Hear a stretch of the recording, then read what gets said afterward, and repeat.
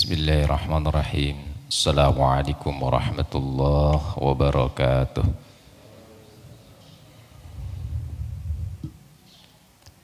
Alhamdulillah. Alhamdulillahi rabbil alamin alladzi an'amana bi ni'matil iman, an'amana bi ni'matil istiqamah, an'amana bi ni'matil ukhuwah. Asyhadu an la ilaha illallah wahdahu la syarika lah wa asyhadu anna Muhammadan abduhu wa rasuluh. Allahumma salli wa sallim wa barik ala sayyidina wa maulana Muhammad wa ala alihi wa sahbihi ajma'in. Qala Allah ta'ala fil Qur'anil Karim, a'udzu billahi minasy syaithanir rajim. Bismillahirrahmanirrahim. Qalu subhanaka la ilma lana illa ma 'allamtana innaka antal alimul hakim. Al-ayat sadaqallahul alim.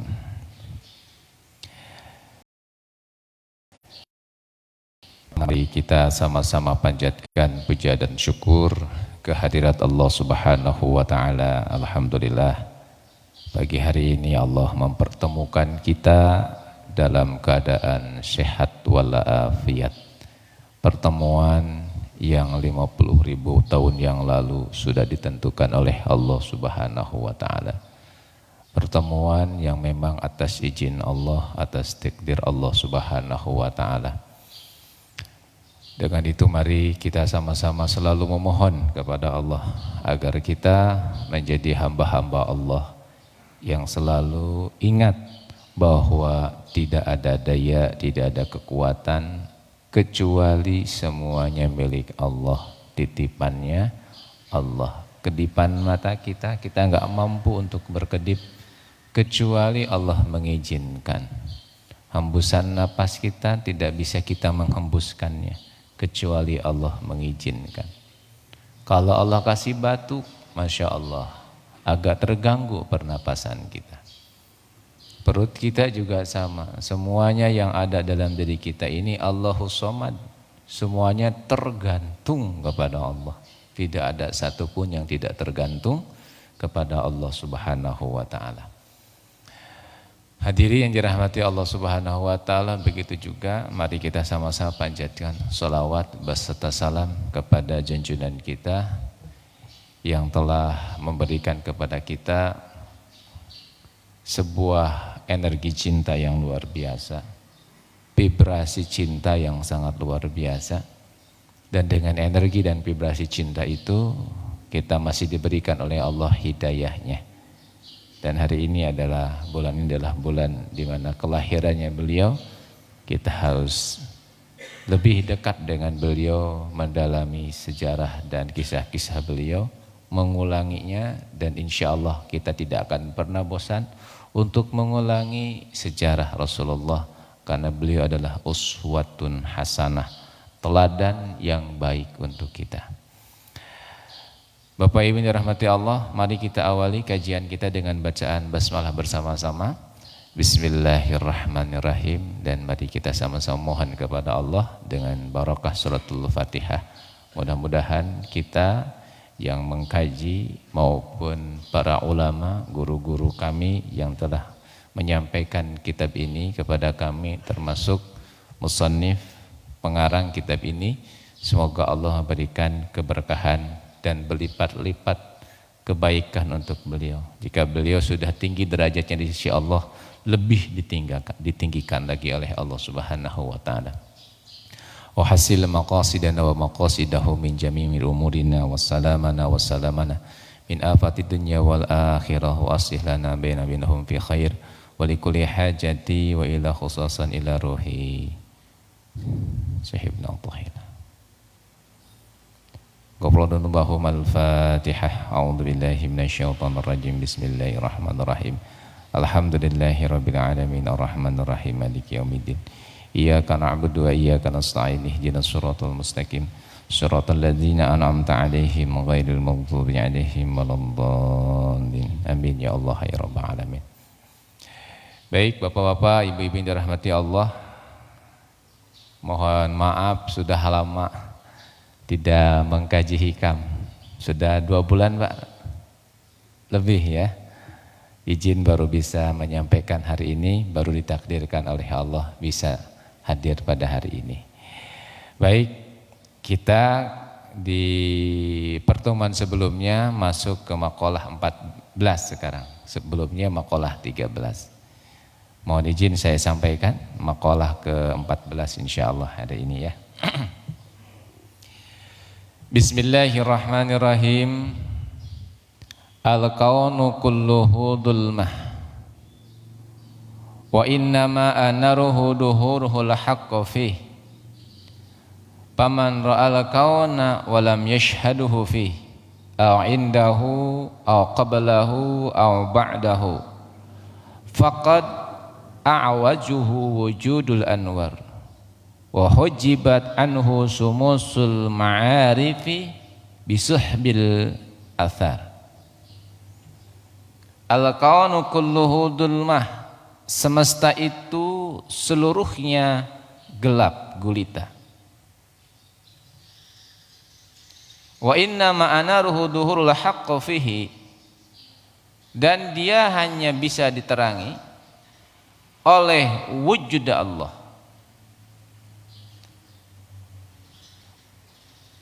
Siapa yang melihat semesta? Ya, ra'al kaunuhu wa lam yasad bihi. Siapa yang melihat semesta namun tidak melihatnya, wa lam yasad bihi, aw indahu aw qalbahu aw ba'dahu faqad a'wajahu wujudul anwar. Siapa yang melihat semesta namun tidak melihatnya di sana atau tidak melihatnya ketika sebelum atau sesudah melihat semesta, faqad a'wajahu wujudul anwar, berarti ia telah disilaukan oleh cahaya-cahaya lain. Ya. Wa hujibat anhu sumusul ma'arifi bisuhubil anwar, bisuhubil asar, dan terhalang dari surya ma'rifat karena tertutup tebalnya awan dunia. Bisuhubil asar, tebalnya awan dunia. Bismillah, Bapak Ibu yang dirahmati Allah. Kira-kira maksud dari maqalah ke-14 dari Syekh Ibnu Athaillah kita bacakan secara umum dulu. Jadi kata beliau, semesta itu seluruhnya gelap. Ia hanya akan diterangi oleh wujud Allah. Siapa yang melihat semesta namun tidak melihatnya di sana atau tidak melihatnya ketika sebelum atau sesudah melihat semesta, berarti ia telah disilaukan oleh cahaya-cahaya lain dan terhalang dari surya ma'rifat karena tertutup tebalnya awan dunia. Kita akan memahami terlebih dahulu makna dari al-kaun. Kata para ulama yang menafsirkan ya, yang menjelaskan, yang memahami, berusaha memahami hikmah dari beliau Syekh Ibnu Athaillah. Yang pertama bahas tentang al-kaun. Al-kaun itu adalah alam semesta. Jadi kaun itu adalah alam semesta. Lalu apa alam semesta itu? Ma siwallah, ma ghairullah. Apa maknanya? Maknanya adalah sesuatu selain Allah. Jadi sesuatu selain Allah itu disebut dengan kaun, disebut dengan semesta. Berarti apa saja? Surga, neraka, bumi, manusia, hewan, perbuatan kita, dan lain-lain selain Allah itu disebut dengan kaun, alam semesta. Nah, dikatakan al-kaun kulluhu dhulmah, alam semesta itu seluruhnya gelap. Jadi seluruh alam semesta itu gelap selain Allah. Surga, neraka, dunia, manusia, semuanya adalah gelap. Ini makna yang pertama kata para ulama. Jadi selain Allah itu gelap. Yang terang siapa? Hanya Allah saja. Nah, kita akan bahas terlebih dahulu makna gelap itu apa. Jadi seluruh alam semesta itu gelap.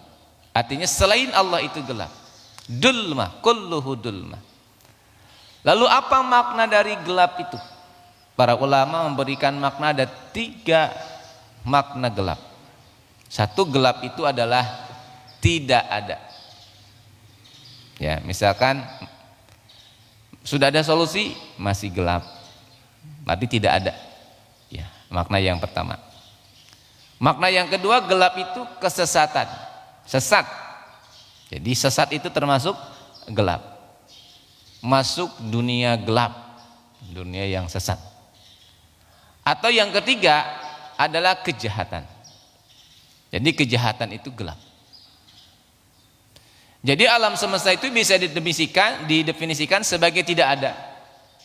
Bisa didefinisikan sebagai kesesatan, bisa didefinisikan sebagai kejahatan. Berarti sebelumnya surga tidak ada, neraka tidak ada, dunia tidak ada. Betul Pak? Diadakan oleh siapa? Allah. Perilaku manusia, kehidupan manusia itu sebelumnya adalah sesat, kecuali ada Allah. Perilaku manusia itu jahat, kecuali ada cahaya Allah. Kira-kira begitu awalnya. Beliau memaknainya begitu. Jadi makna dari gelap itu tidak ada. Makna dari gelap itu kesesatan. Makna dari gelap itu adalah kejahatan. Lalu apa makna dari anwar? Makna dari cahaya. Makna dari cahaya itu memiliki makna sesuatu yang ada. Yang kedua, petunjuk. Yang ketiga, kebaikan. Jadi cahaya itu ketika didefinisikan lebih mudah oleh kita, cahaya itu adalah sesuatu yang ada. Yang kedua, sesuatu yang berbentuk petunjuk, hudan. Yang ketiga, sesuatu yang berbentuk khair, kebaikan. Nah, berarti kita bisa memahami al-kaunu kulluhu dhulmah wa innama anaruhu duhurul haqq, bahwa semuanya itu tidak ada, semuanya itu sesat, semuanya itu jahat, kecuali kalau Allah al-haq meneranginya. Berarti bapak-bapak, ibu-ibu, kalau hari ini kita baik, itu kebaikan itu milik kita apa milik Allah? Milik siapa Pak? Berarti kita berhak menyombongkan kebaikan, tidak? Bapak nih sholatnya sampai setiap hari itu jam 2 malam udah bangun, tahajud 11 rakaat, bahkan lebih. Tiap pagi bersedekah, baca Quran sehari 5 juz, puasa Daud. Itu mudah sekali buat Bapak. Layak disombongkan? Enggak ya? Itu punya siapa? Punya Allah. Aslinya kita itu bagaimana? Sesat, jahat. Kira-kira begitu nggih? Untuk menjaga agar kebaikan-kebaikan yang kita lakukan itu tidak kita banggakan. Enggak ada yang bisa kita banggakan. Kenapa? Kulluhu dhulma. Sebelumnya kita ini dhulma, sebelumnya kita pun enggak ada. Betul? Diadakan oleh Allah. Coba kalau kita tidak ikut petunjuk Allah, aslinya kita ini senang berbuat maksiat, aslinya kita ini senang sesat, aslinya kita ini senang jahat. Namun karena ada nur cahaya yang Allah berikan, hari ini alhamdulillah Allah naungi kita dengan cahaya. Jadi ini mengingatkan kepada saya pribadi dan kepada jamaah semuanya, andai hari ini Allah memberikan kepada kita kebaikan, ngapunten sangat, tidak boleh menilai orang lain di bawah kita. Misalkan hari ini kita duduk di masjid sampai syuruk, salat jamaah, teman kita mah belum bangun misalkan. Nah terus dalam diri kita ada penilaian, aduh izin, mohon maaf. Kalau bisa jangan. Kenapa? Ketika kita menilai alam bawah sadar kita, masih ada yang dinilai. Betul tidak? Nah, saat itu batal kebaikan kita. Gitu ya. Masya Allah. Harusnya bagaimana kalau kita ketemu dengan sahabat kita, saudara kita, teman-teman kita, Pak D, Pak Le kita? Doakan mereka, bukan dinilai. Mereka belum sholat, doakan. Mereka masih berbuat maksiat, doakan. Semoga Allah berikan apa? Hidayah. Boleh diingatkan? Boleh. Tapi dengan cara Quran. Quran memberikan caranya bagaimana?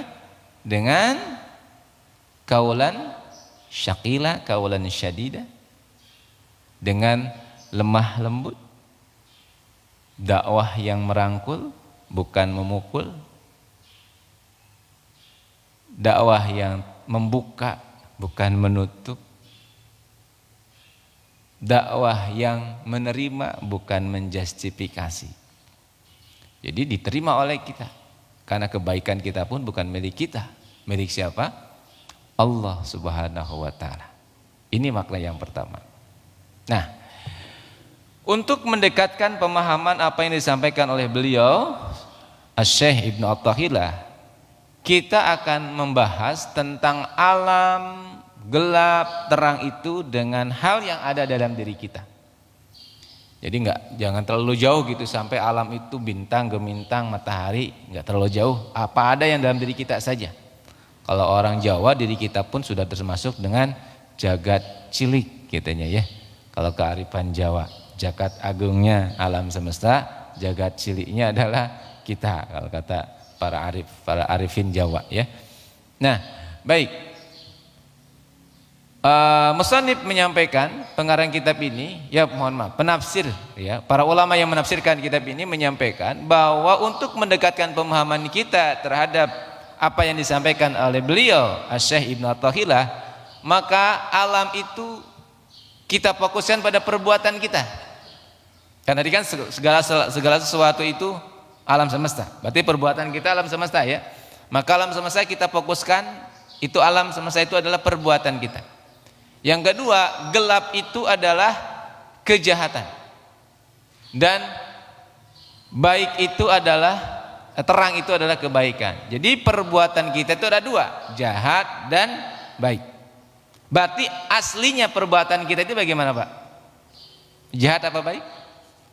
Aslinya? Jahat ya, aslinya. Nah, jadi perbuatan kita tidak akan baik kecuali jika disertai cahaya Allah. Saya ulangi. Perbuatan kita tidak akan baik kecuali jika disertai oleh Allah. Walaupun kita menyangka bahwa perbuatan itu baik, walaupun secara umum menyimpulkan, bersepakat bahwa itu perbuatan baik, tapi saat kita melakukannya tidak ada cahaya Allah, belum disebut perbuatan baik. Kira-kira begitu ya.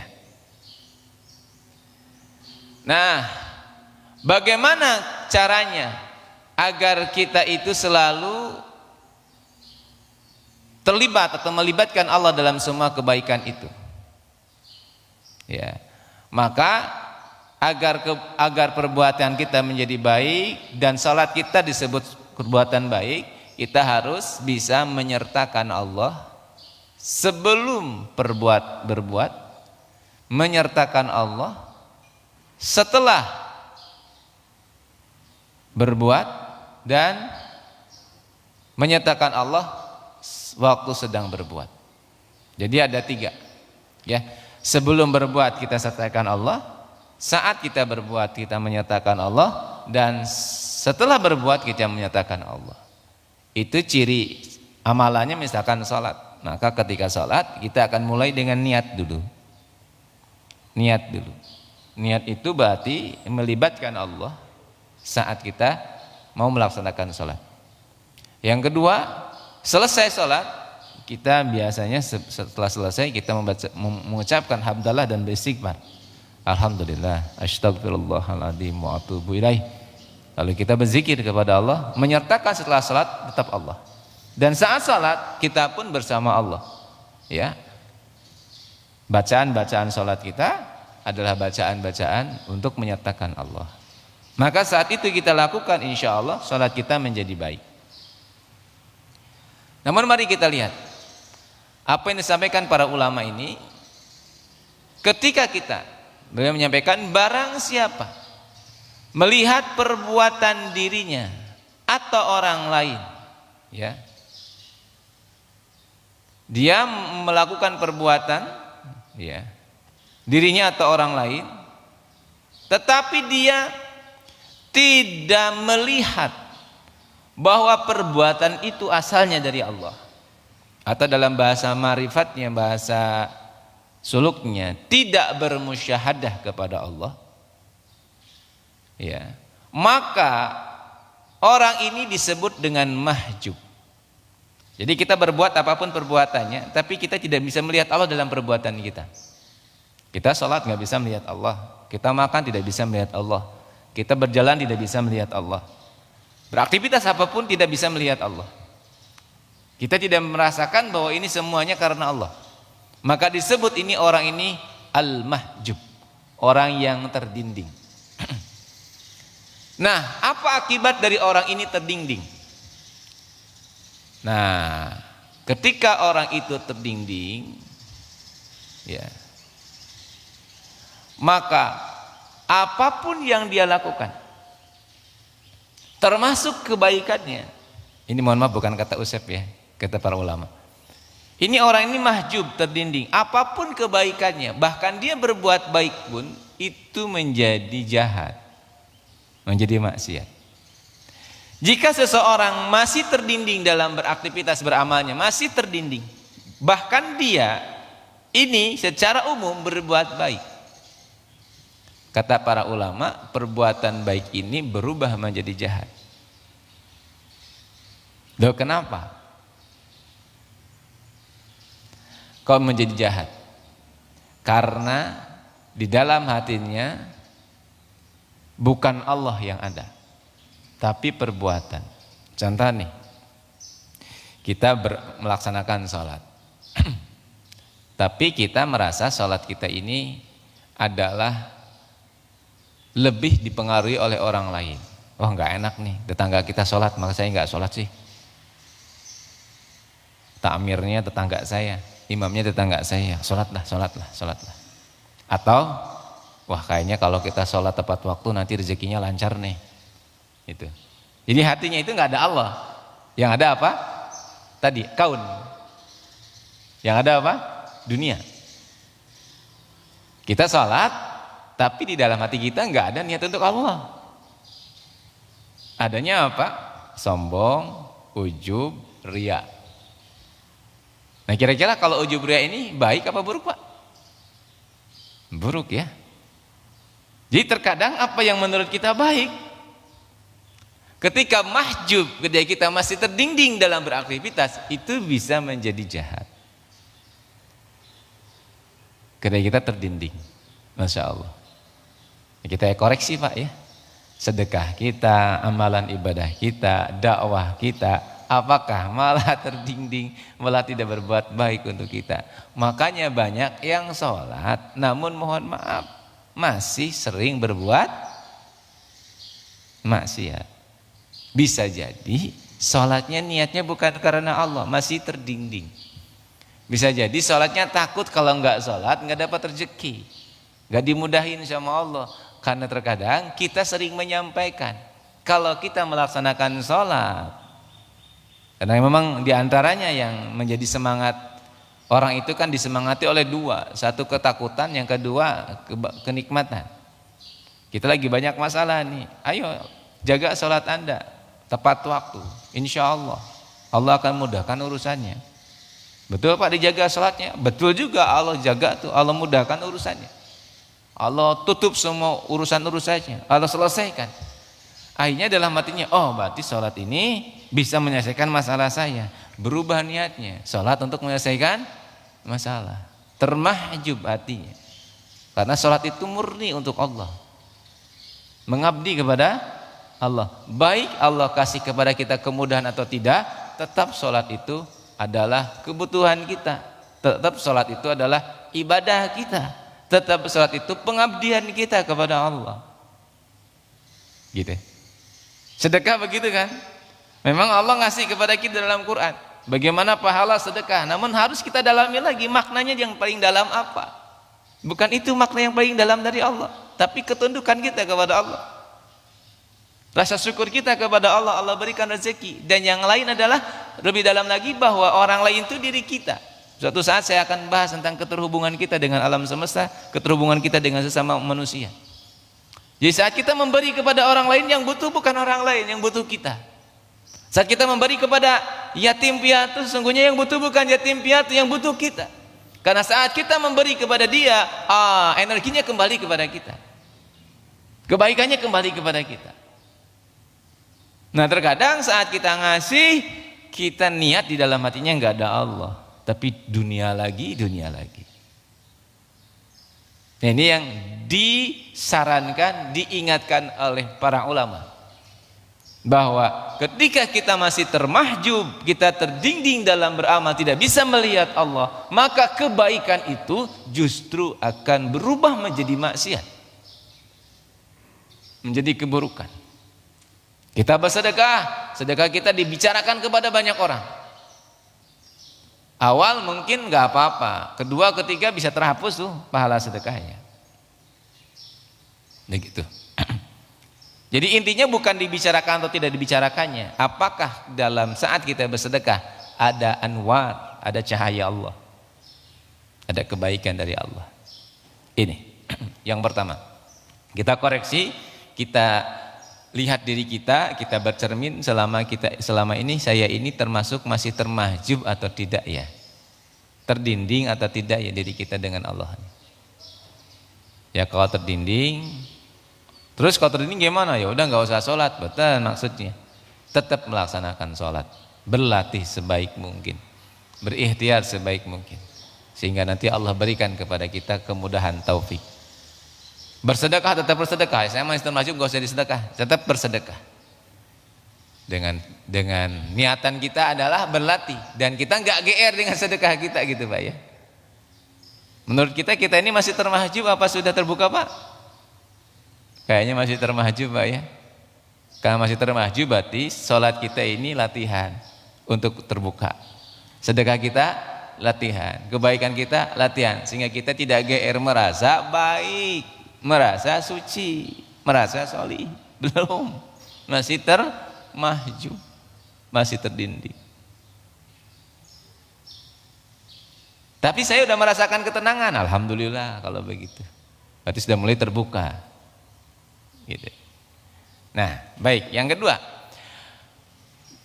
adapun orang yang melihat perbuatan dan di situ dia melihat Allah, dia ingat kepada Allah, dia merasakan gerakannya karena digerakkan oleh Allah. Bahkan napasnya dia merasa bahwa yang menggerakkan Allah. Detak jantungnya ini dia merasa bahwa yang menggerakkan adalah Allah. Aliran darahnya itu dia merasa bahwa yang mengalirkan itu Allah. Tatapan matanya yang dilihat dimanapun hanyalah 99 asma Allah. Asy-Syakur, Ar-Rahman, Al-Alim. Ketika dia melihat banyak orang yang berseberangan untuk pedagang-pedagang, dan mereka keikat kepada pedagang itu, kita melihatnya ar-rajak ada di sana, diikat adalah rezeki.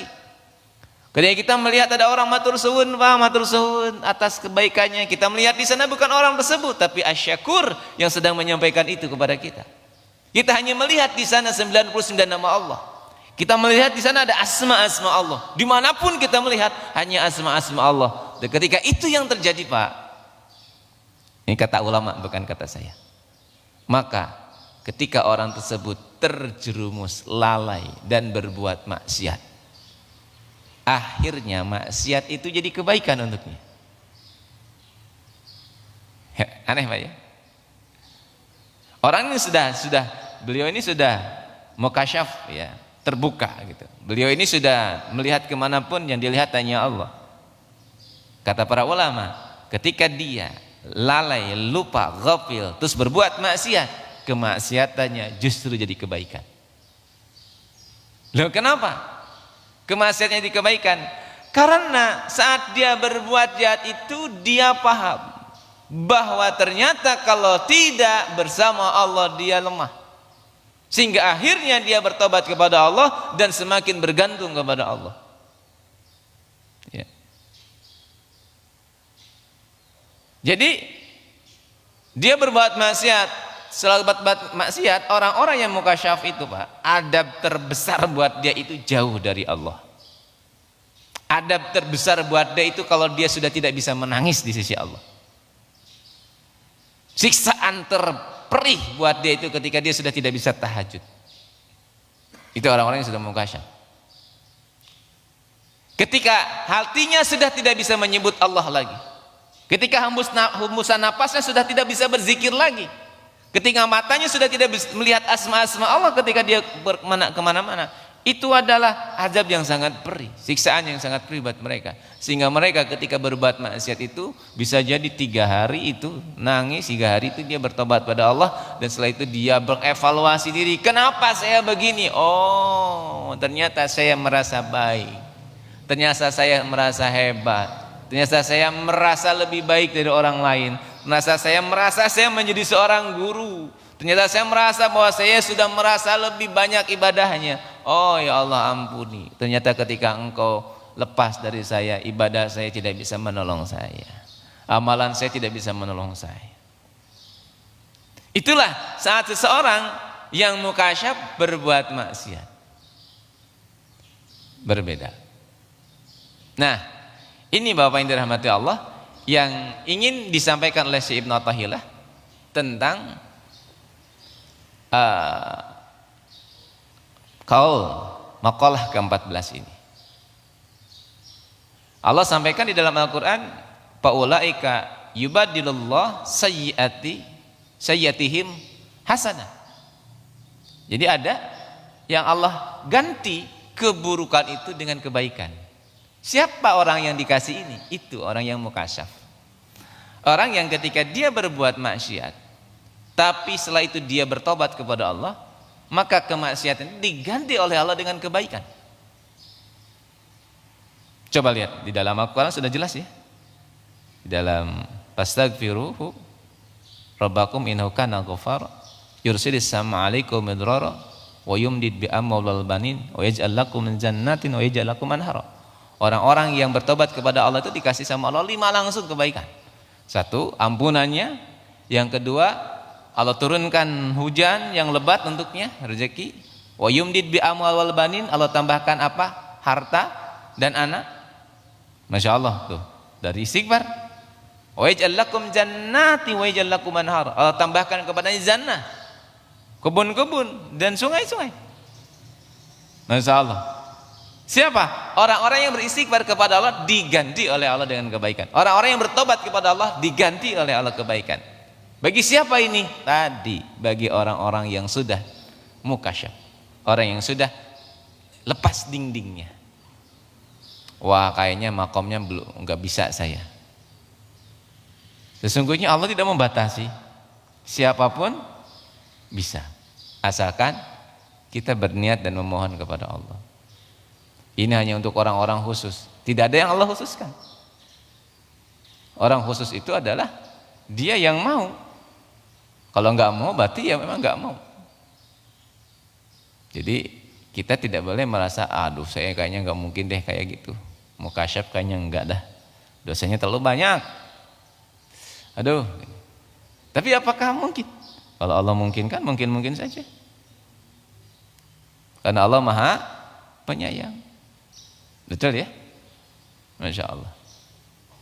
Nah,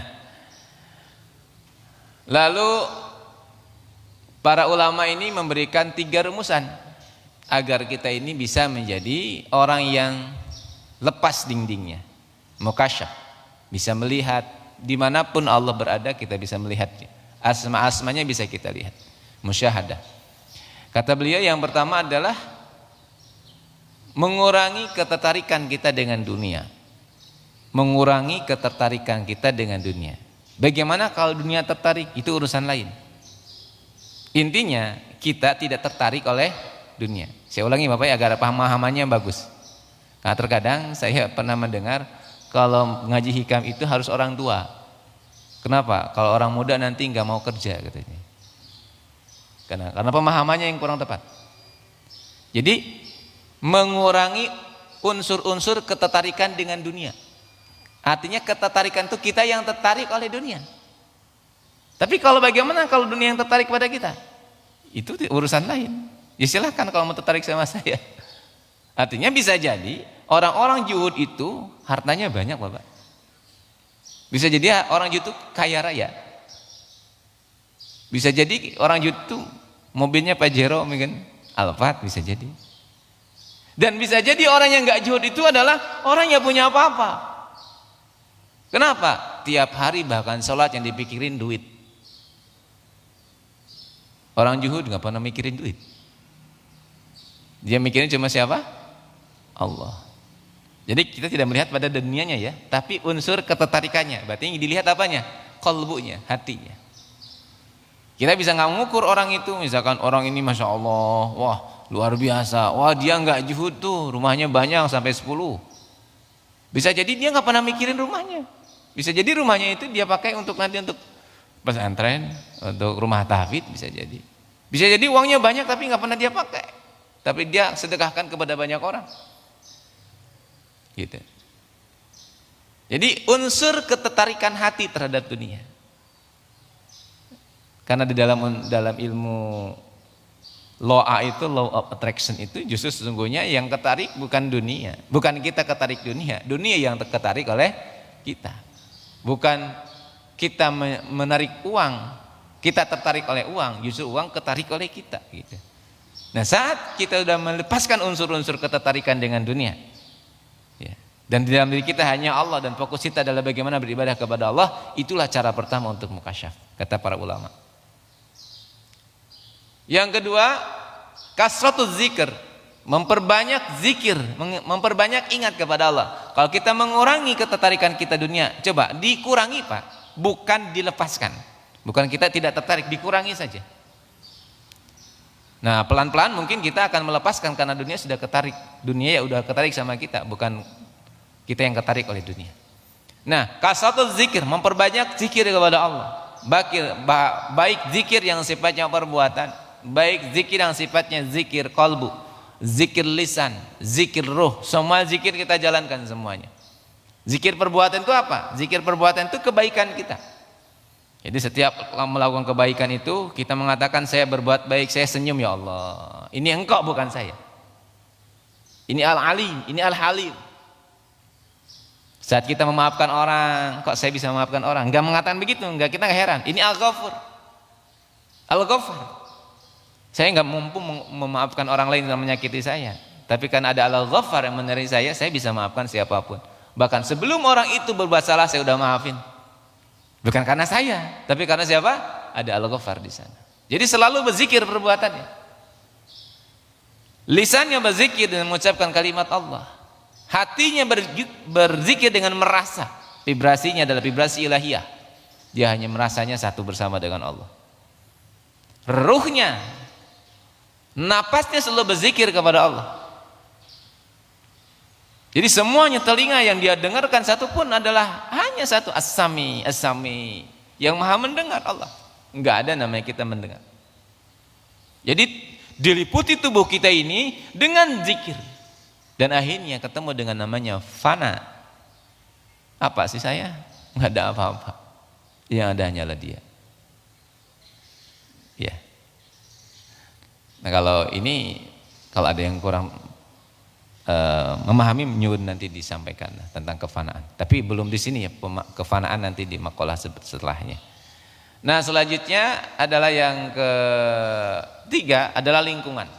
Jadi lingkungannya agar kita ini mendapatkan mukasyafah, dekat dengan para ulama, dekat dengan orang-orang saleh. Jadi yang kita lakukan adalah kita mendekati orang-orang saleh. Insya Allah kalau kita mendekati orang-orang saleh, mudah-mudahan kita semua diizinkan oleh Allah masuk kepada orang mukasyaf. Mukasyaf itu intinya apa? Kita selalu bersama Allah ya. Mukasyaf itu bukan bisa melihat apa keburukan orang, bukan. Oh, Bapak kemarin habis ngapain? Kok wajahnya kayak gitu gelap? Enggak bukan begitu. Mukasyaf itu bukan. Mukasyaf itu apa yang kita lakukan itu bersama dengan Allah, ya.